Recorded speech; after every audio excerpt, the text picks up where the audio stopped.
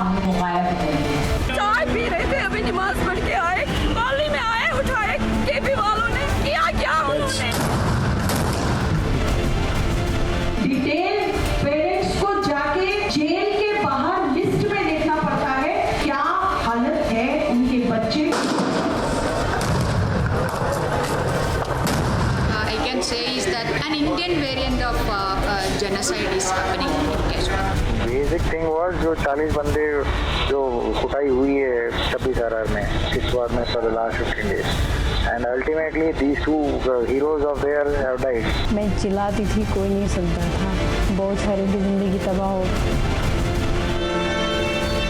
Hello, welcome to Newswire. I'm Muneeb Hamid. Now, ladies and gentlemen, human rights violations in Indian illegally occupied Jammu and Kashmir continue since 1947.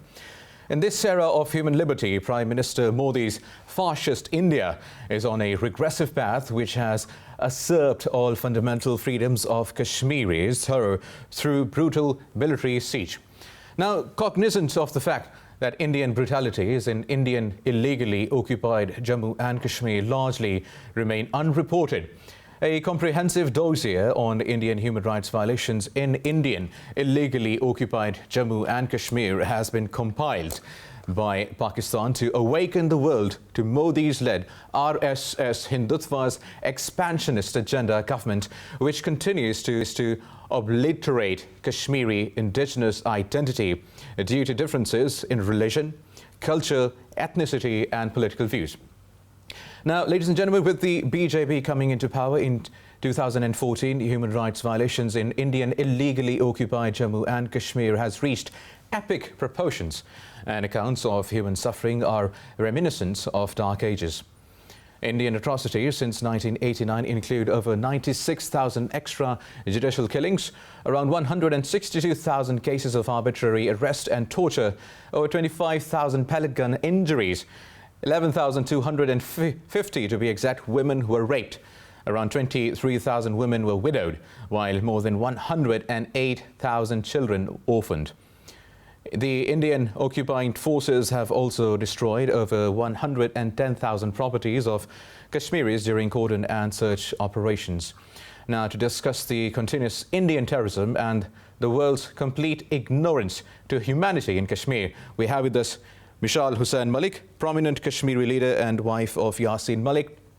And joining us is Ravi Srivastava, a journalist from India. Welcome, Ravi and Mushaal, to the program.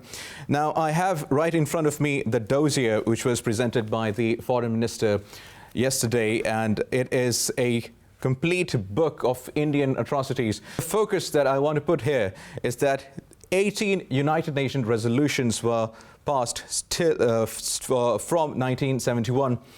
4 resolutions in 1948, 1 in 1950, 2 in 1951, 1 in 1952 again, 3 in 1957, 5 in 1965 and 2 in 1971 as well.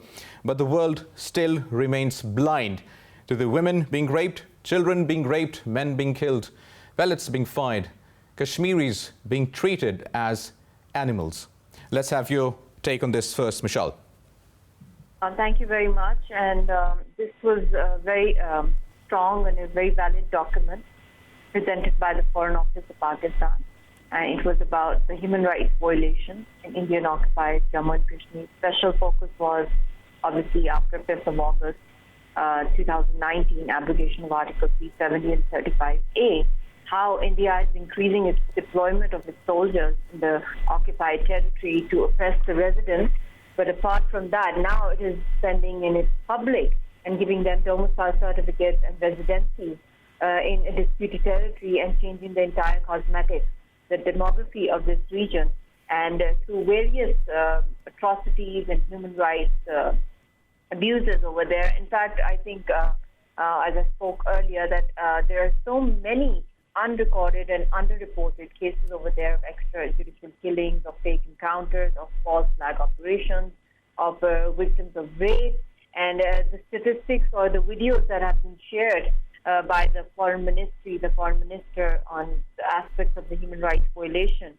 And it's very little compared to the actual statistics. And right now, the dossier has covered accounts of 3,432 cases of war crimes, in which 1,138 troops have been found directly involved, including one Major General, 4 Inspector Generals, 7 Deputy Inspector Generals, 5 Brigadiers, 31 Colonels, and 188 Majors and Captains.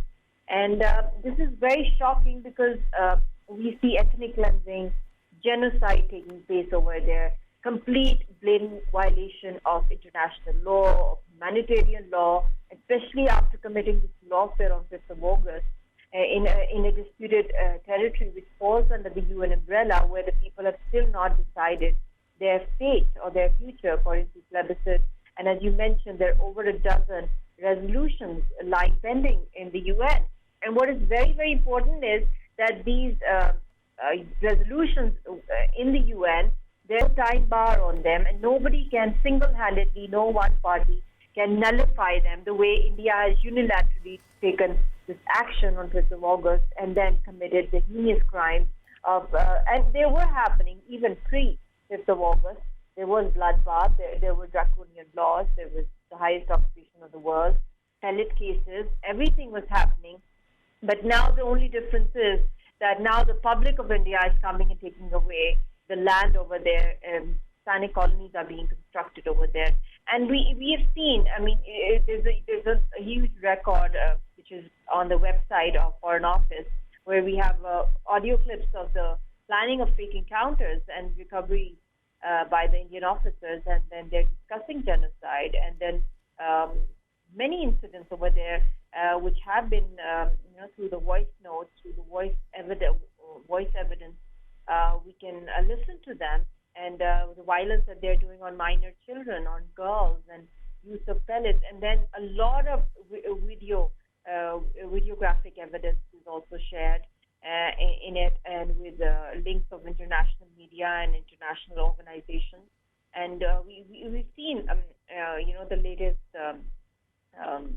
violence taking place in this picture that went viral of this woman in a village. She was crushed by an army truck, and then many times we've seen then videos and photographs of a man who was made into a human shield for the Indian Army.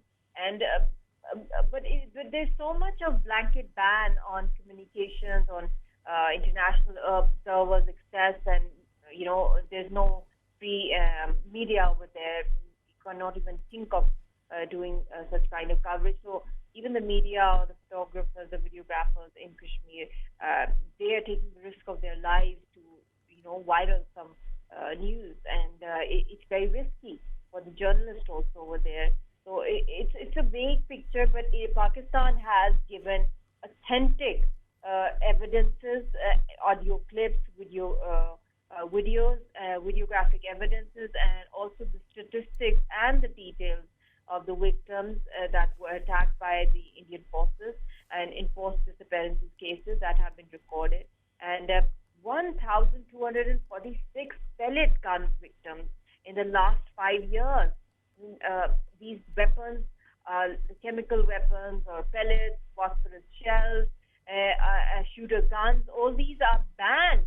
And pellets are banned even on animals. And then the kind of trade that India does with other countries, the defense trade, and the weapons that it buys and uses on unarmed civilians. This is like, this is one of the biggest crimes that you can do on civilians, because this is illegal.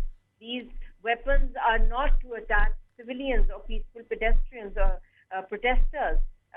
They are for wars. And how can Kashmiri people combat such a fully equipped, militarized army single-handedly when they hardly have anything in their hands except for a few pebbles? That too, very few of them have. So it is 99.99%. It's a peaceful movement against the highest occupation of the world. And it falls in the UN agenda. It is very much, nobody can single-handedly, as I mentioned, can nullify these resolutions. And these are acts of genocide and ethnic cleansing. And this is a blatant violation of 4th Geneva Convention. I mean, I have this dossier in front of me, and I was just reading and seeing those pictures of the Kashmiri is being brutalized, and it's very hard to see. Ravi, now, 18 UN resolutions. The world, we cannot say, is not aware of what's happening in Kashmir. Kashmir being an open prison since 2019, and since 1947, the Kashmiris have been asking the world to treat us as humans. Why is the world blind? Why is the world silent? Mobin, we are fully aware of what is happening in Kashmir. India is a strong democracy, and it has been running democratically all the states, including Jammu and Kashmir. However, I would agree to the extent that in 2019, the way the Article 35, Article 370 and the Section 35A were abrogated. After that, there have been a lot of atrocities, torture on the Kashmiris. We have seen the pictures here in India, and we feel fully sympathized with the victims of that. And you must have heard there were several voices within India towards the human rights violations, the torture of women, children in the state of Kashmir.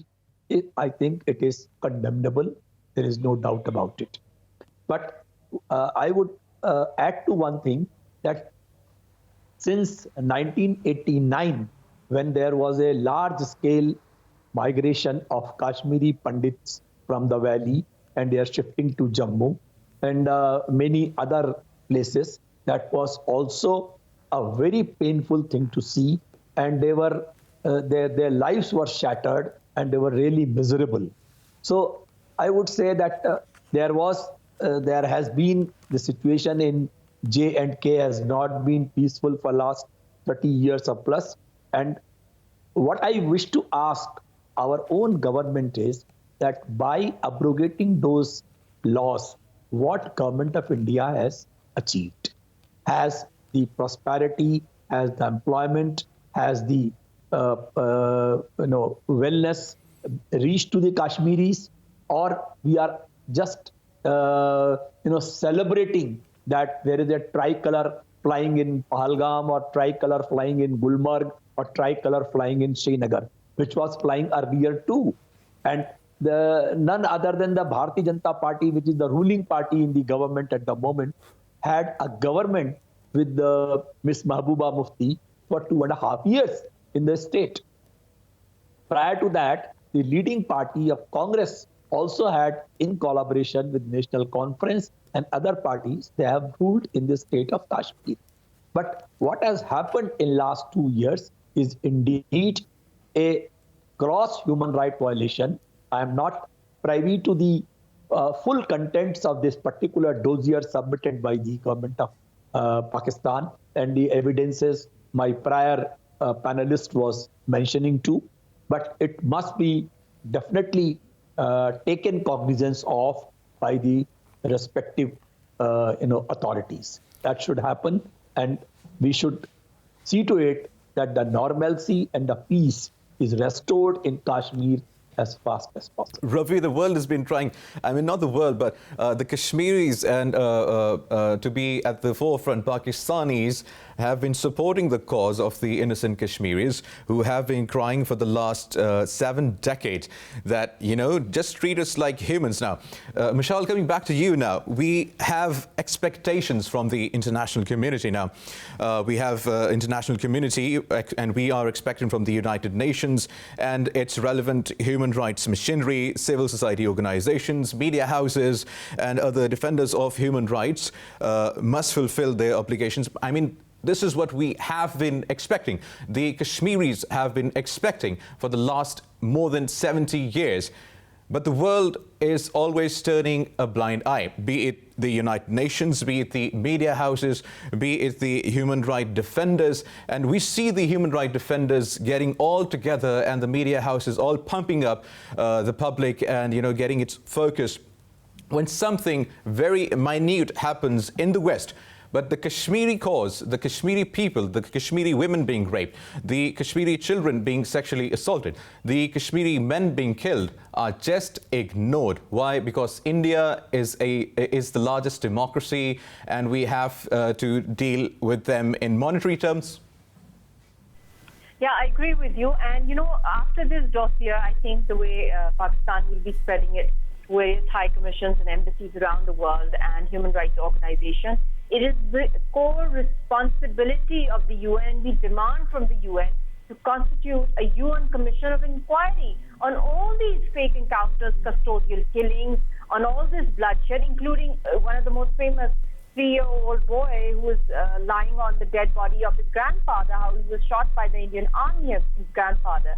And the little boy, the trauma that he had to go through.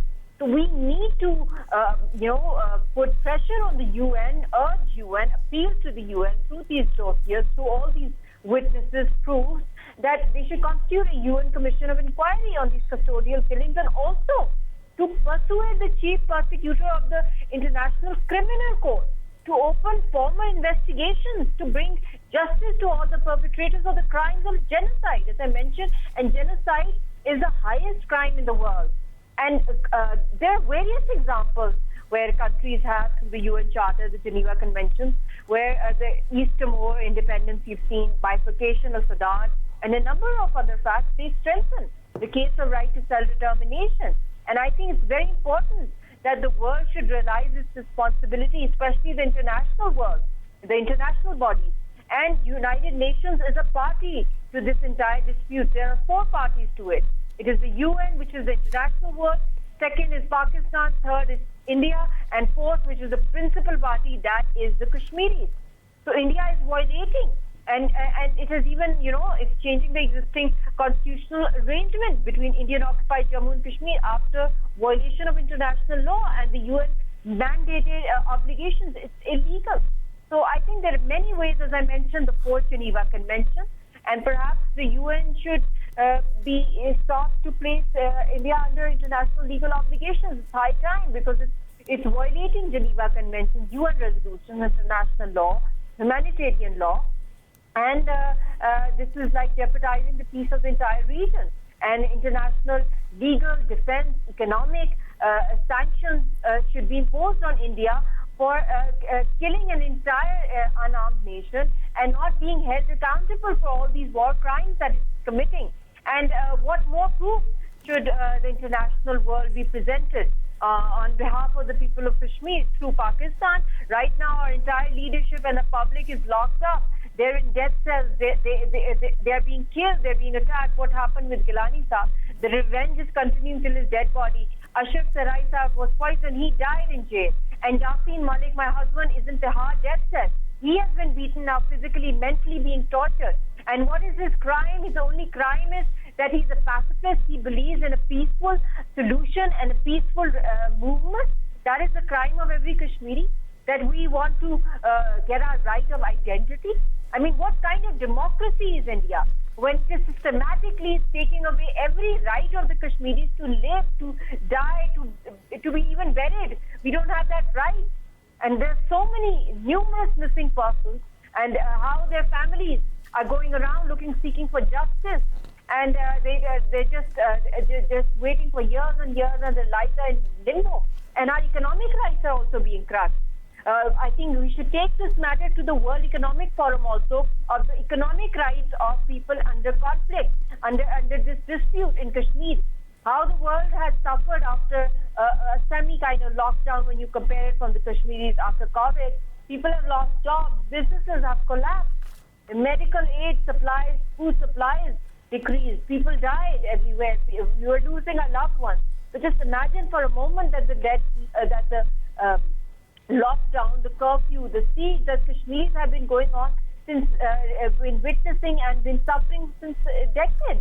And what right, what legal obligation do we owe to India on this behalf? I mean, what is the moral ground on which India is trying to play? It has completely tarnished all norms and treaties and the right of the people to live on their land. We have become refugees.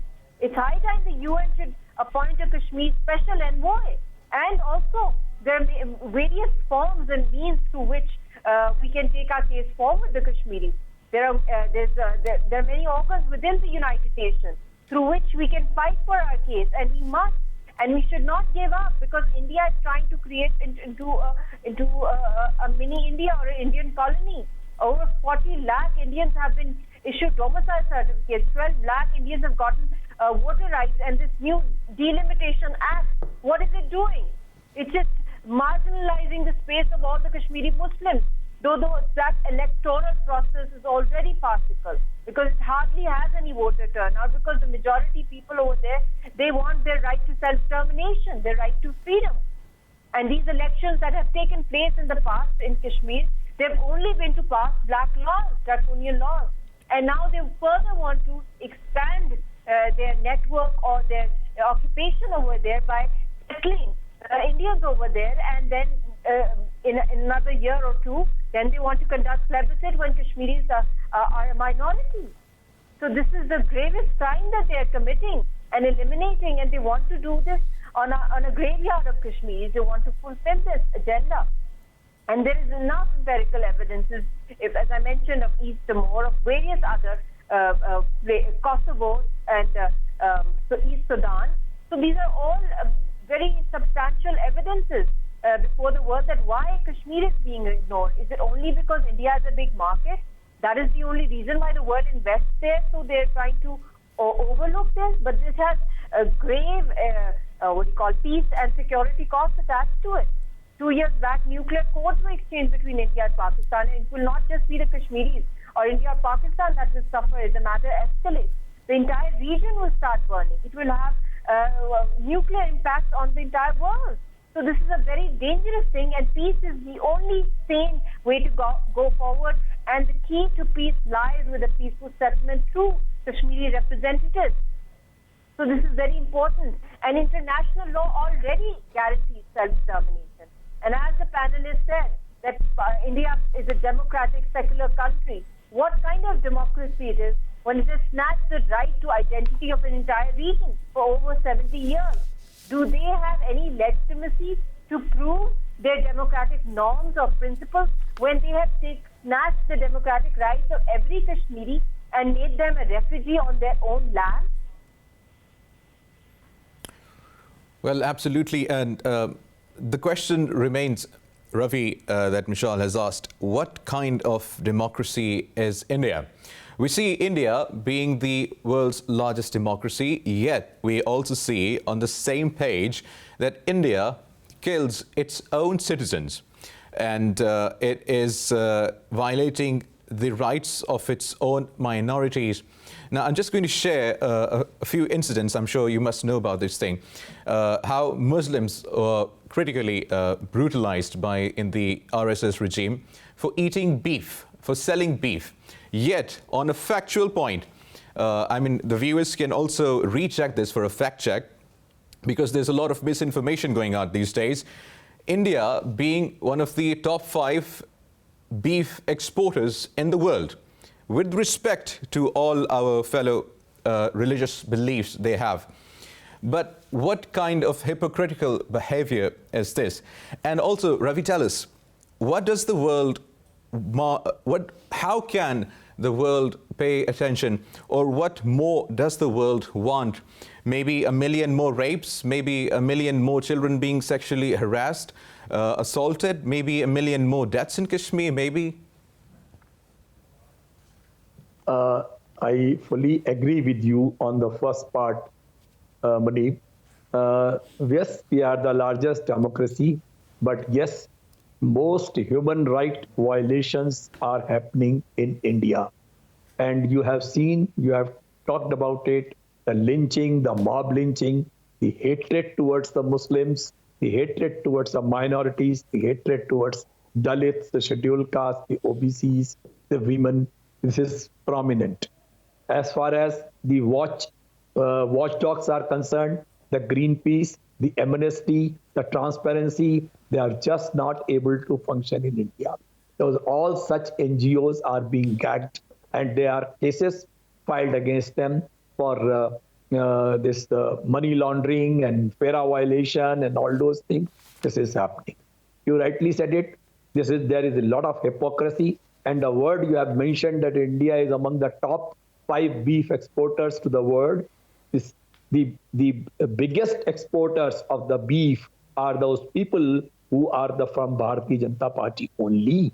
So they are the people. They talk about not eating beef. There is a popular say. In Goa, the beef is mummy, and in Meghalaya, the beef is mummy. So it is somewhere yummy and somewhere mummy. So there's a lot of and they're killing Muslims for eating beef. They're killing Muslims for selling beef, yet being the biggest ones earning from beef. So this sort of things are happening. In a new trend has started in the cities like Mathura, the Ayodhya.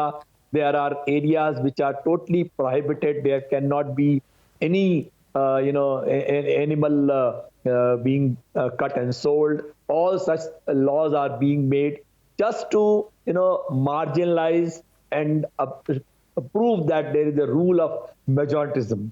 Now, as far as the Kashmir is concerned, my saying is 2 years the government has wasted all the time, resources, and everything, and in the process the Kashmiris suffered. This is a high time. There should be a democratically elected government in place in Kashmir immediately. All the opposition leaders in India have demanded the same thing. In a 2 years' time, how many universities, how much employment, how many plants, how many industries have been put up in Srinagar and Kashmir and all that area? Nothing. It is all that the same kind of thing, the terrorist attacks, the Indian soldiers dying, the other Muslim police force people dying. The same thing is continuing, which was there earlier. So what did the government achieve? This is my question. And what they have achieved is only symbolism, that we have flagged the Indian flag here and there. I think that was not the purpose of abrogating that article. And the democracy should be restored in Kashmir soonest possible. That's I think, only solution. They are the people who should decide about themselves. And as far as India is concerned, we are facing, serious threat from this majoritism, and all kind of skirmishes are taking place everywhere, in universities, in the colleges. Those people who are, the real tolerant Hindus and the practitioners of Hinduism are being targeted by these fake pseudo-Hindutva brigade, the Rashtriya Swayamsevak Sangh. They are putting up their people in all institutions. They are trying to enforce those kind of syllabus, the basic in the education system. And this is a very pathetic situation, Ivan. I mean, it is how pathetic can it get so far? I mean, the world is looking at Kashmir as an open jail. The world is looking at women being raped, being hanged by trees, children being sexually assaulted. I mean, the world is completely and utterly blind to the humans of Kashmir. We'll continue our discussion with Mushaal and Ravi after a short break. Stay with us.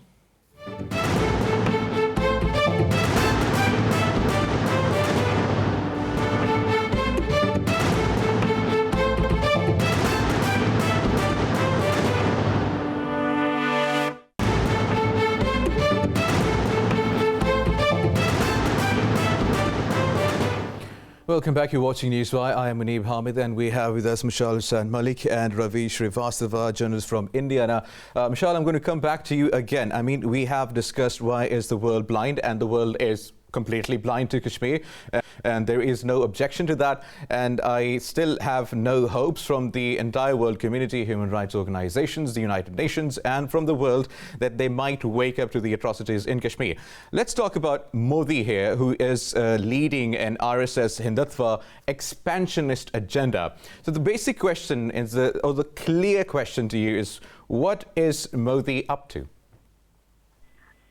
It's basically the Modi regime, because their economy is collapsing and there's a lot of unemployment over there. And I think one of the easiest ways to distract the Indian public is to get them emotional on the basis of religion and Hindutva and RSS. And in the subcontinent, we've seen a lot of emotional politics in the past as well. And people start screaming Hindutva, patriotism chants like Jai Shri Ram and many other things like, patriotism, anti-Pakistan, anti-Kashmir rhetoric and propaganda and pumping the public sentiment. So as I mentioned, the policy is very similar to Hitler's policy. As Hitler attacked Poland, Modi is attacking the Kashmiris, and it's a war stunts with Pakistan. He believes that maybe that will get him more votes and distract the public. So the chaiwala, I can say that he can, only stir a storm in a cup. But now, with every passing moment, I think that, the cup in which his chai is, it's boiling and it's spilling. And this is very dangerous, not just for the Kashmiris or for the region's peace and security, but it's also just to add here, Mushaal, just internally. to add here, maybe Prime Minister Modi is also a fan of fantastic tea. Yeah, maybe. Yeah, I think he should have a taste of that as well, because he's forgotten the recipe of his chai, and he's just boiling hot water, and he does not realize that, how he can burn the entire region.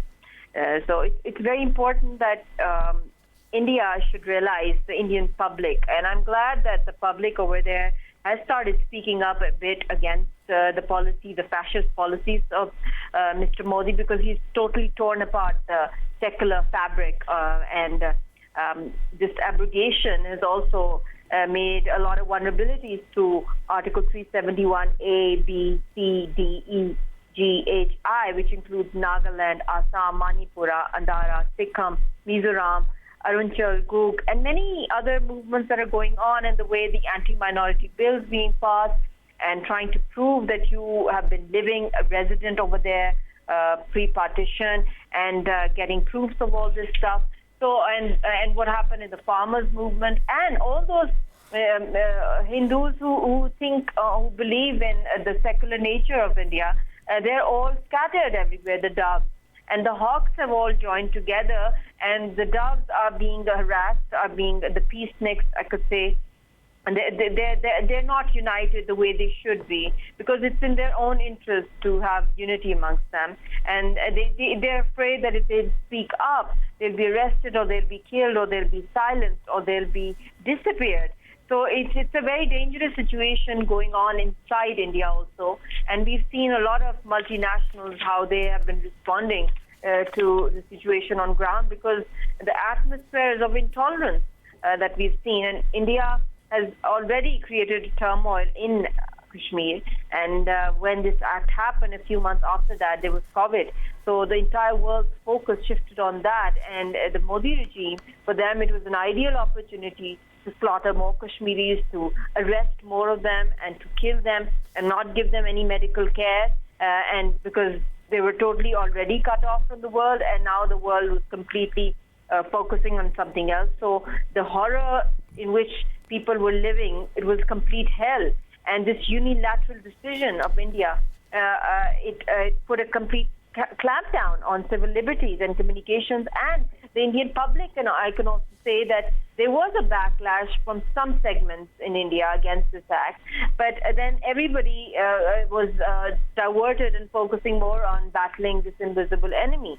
So now I believe that since the dust is settling, and now the fourth wave of hopefully we all globally combat that, the Indian public should also rise up, and whatever they're doing right now in Kashmir, even the worst can happen within India, because the intolerable policies of the fascist regime, and they don't tolerate any voices of dissent, then you can imagine what kind of India we will have very soon, where completely only the RSS, which is a terrorist organization, only that ideology, which is already everywhere, is being inculcated in the media. It's a Godi media, that's what they all call it.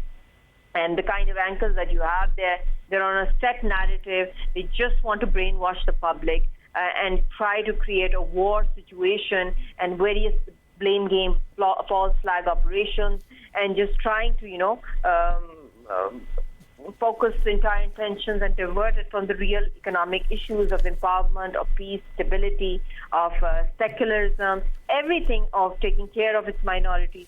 So India is being exposed, and I think that we should also, the way forward, and then you have China also in Ladakh, the way they are focusing on, they're very irritated over what's happening after Article 370, and Bangladesh, Nepal, and the region, and even in Afghanistan, the kind of interest India is taking through its media talk shows, and they're talking about human rights abuses. I'm just shocked that on what grounds are Indian anchors speaking up on Afghanistan? What have they done in Kashmir? I mean, the worst form of extremism and enmity that you can take with any human being on the face of this earth is with Kashmiri people. How they're being eliminated, their leadership is being tortured, and this is the plan of India to make the entire movement leaderless, and once it becomes completely leaderless, God forbid, they can't kill the sentiment, but it'll be complete anarchy within the region, and it'll be impossible for India to battle that. And they think that by settling more and more Indians, they will end this issue. No. Amnesty International, they kicked them out when they spoke up and they issued reports against the human rights abuses. What they did with the UN MOGIB, they kicked them out from Indian-occupied Jammu and Kashmir. So nobody is allowed over there, but how long can they continue with this? There's a karma, there's a law of nature that we've seen in the world, what happened. So they should be, I guess, they don't think on those lines. Their politics runs on the blood of innocent Kashmiris, on trampling over their dead bodies, and through those dead bodies and the blood of Kashmiris, the RSS comes in power. So this is a terrorist organization which is running the show in India. So I'm afraid India has a very gloomy future. Freedom of expression, freedom of thought, free media, it's a complete dream for the public of India. I don't know, they're falling into a deep pit right now, and they're completely blinded. The illiterate public in the villages, they're emotional on the basis of religion, they're exploiting them, and they're trying to target the minorities. So they're destroying the entire fabric of the entire region, and internally also what India is doing through Mr. Modi. Rightly said. Now, Ravi, it's a fact that Modi was an RSS leader, and RSS was a terrorist organization. This is fact, ladies and gentlemen. You can check it out, because we're not spreading misinformation here. Now, obviously, how a chaiwala hung some lemons maybe, and he became the prime minister of the largest democracy, that's another story here. But the thing is that Prime Minister Modi was barred from entering the United States, and I'm sure you must know about that, before he was the prime minister. And when he did become the Prime Minister of India, so this was a very big question, that our Prime Minister is barred from entering the United States of America because of his terrorism links and his terrorist activities that he has done in the past. Now, keeping in view the innocent Indian population which is being brainwashed by the RSS Hindutva, what is Modi trying to do here? Mani, first of all, in this segment, whatever Ms. Mushaal Mullick has said, I fully endorse the word of it, that whatever she has said is absolutely correct. The truth is that in this second tenure of 5 years started from 2019, this Modi government had been a complete disaster. Now, what they are doing is that they are just pursuing their agenda of bringing all kind of things which distract from the progress. He rightly said the unemployment, the inflation, the farmers' movement, all such things are arising across the country, and they are trying to distract people with that chant of Jai Shri Ram and Modi wearing different type of hats, wearing different type of attires, calling himself a son of every corner in the country, and those kind of emotional blackmail is going on. And his effort is that out of 80% of the Hindus, how the most can be exploited. The young population in India is definitely very, I feel pity for them. They fall for these kind of cheap religious tactics, and they just go and vote for him just like that. It is very painful. As far as economy is concerned, we are in doldrums. One thing, let me tell you, Mani, Pakistan is used as a punching bag in India. It is projected as the biggest enemy of the Indians and Hindus for a reason. A 6 crore population, a 22 crore population compared to 140 crore population, they are just trying to make a fun of themselves. And they never say that China is our enemy. While the China is the biggest people who did, they did lot of damage to the Indian army in last year, May and June 2020, and captured substantial amount of land from them. They never, they don't have guts to call China as their enemy. But for every damn reason, they'll say Pakistan is the culprit. Is all kind of terrorism, all kind of infiltration, all kind of mischief. What is happening is sponsored by the Pakistan. This they do use as a punching bag because they have to distract people. They have to divert their attention, or otherwise people will come on the roads like they have come in the farmers' movement, which is going on for last 10 months, and the government is just unable to, bring any peace with them and don't repeal those laws. So there are movements, there are a lot of agitation, a lot of opposition is happening. What Mushaal rightly said, the opposition in India is not united. And wherever they are united, they have given a crushing defeat to the Bharatiya Janata Party. The Bengal is an example. There are several other states where they could not raise their head, but they are doing it across the country, trying to do it at several levels, whether it is the education, whether it is exploiting the people for their own benefits, this beef issue, this love jihad, this. Even yesterday, the Chief Minister of Uttar Pradesh, who is heading for a election in February, March sometimes, he said that you were not getting ration earlier, I brought the ration. Where was your ration going? Those people who utter the word Abbajan, they had taken away your ration. But those kind of cheap tactics these chief ministers are adopting, you can imagine the level of their competence and their administrative skills and all those things. They are just exploiting people left, right, and center. Yeah. Right, Ravi, before I go to Mushaal, just want to ask you, how do the Indian retired generals on Twitter obviously get information that a submarine of the Pakistan Navy was seen fighting in the Panjshir Valley? I mean, Ravi, this is funny. So, yeah. No, I saw. This was one Republic TV channel which took out from a game called Arma 3, which is a video game, and they picked up the script from there, and they posted that this is how the things are being fought in Afghanistan by the National Resistance Forces and all. So, and then later on they apologized as well because they were caught their pants down. So this happened, and I mean, these kind of things are happening. This our friend, this UP Chief Minister, he showed in his transforming message a full page ad on a national daily. He showed the road picture of a neighboring state of the West Bengal. That this is what development has been done by me. So they are totally, confused, and because they could not do any work, so they are taking to this kind of falsehood to exploit people for votes.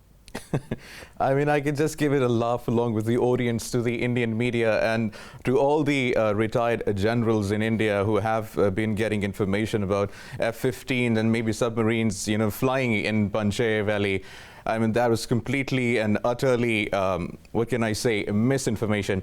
Now, Mushaal, coming to you now, I'm going to add a statement of obviously you raised a very important point, and that is the latest development in Afghanistan. Now, the Indian government seems to be completely distracted and also 110% afraid of the Taliban, and I have no reasons to believe why is that so. But we also have a statement from the Taliban spokesperson, and he said in an interview to the BBC that we will raise our voice for Kashmir.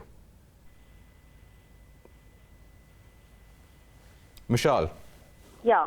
Actually, you know, the way the Modi regime has been working in the past, the first regime, this is his second tenure, it's basically for them the fake patriotism that they want to inculcate in the public.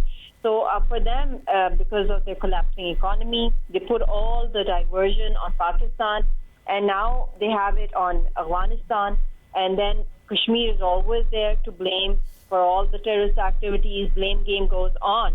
So this patriotism and this religion card, they have expanded it now to Afghanistan and blaming whatever is happening there on Pakistan in Afghanistan, and whatever happened, the settlements, and whatever happened in Panjshir.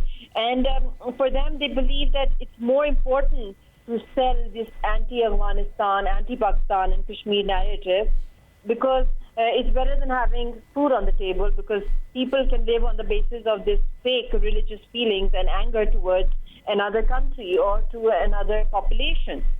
And maybe they're focusing that for the next tenure, this is a master stroke by Mr. Modi, that the Kashmir card worked, the anti-Pakistan card worked, now the anti-Afghanistan card will work, and they will keep on diverting the attention of the public till the economy almost completely it collapses, and that's where it's heading. And then, as I mentioned earlier about the Article 370 and the timing of why it took place, the timing really matters because of the distraction from the situation on ground. And then even the Citizenship Act of not giving citizenship to Muslims over there, focusing more on the Hindus, and then concentration camps, just like the Rohingya Muslims. So all this is working together, and right now they feel defeated. They feel as if another, hostility is in the environment, and they utilize that fear that they have within them to gain more and more sympathies from the public and to gain more votes. So it is something which they're doing for their public, and over 200 million people can also be affected directly after this Article 370, as I mentioned, that in Nagaland, Mizoram, and many other places where an emergency-like situation can take place, and who will be responsible for it? And already there's a lot of chaos happening within India. So they want to divert all the attention from everything that's happening internally within India and shift it to Afghanistan. So they're irritated because they had heavily invested within Afghanistan also to play proxies against Pakistan, to destabilize Pakistan, because Pakistan supports the Kashmiris, and Pakistan is always supporting the peaceful struggle. And right now, let's be very honest, our entire struggle of Kashmir is 99.99% peaceful. And when have the Hurriyat leadership ever been an obstacle of peace?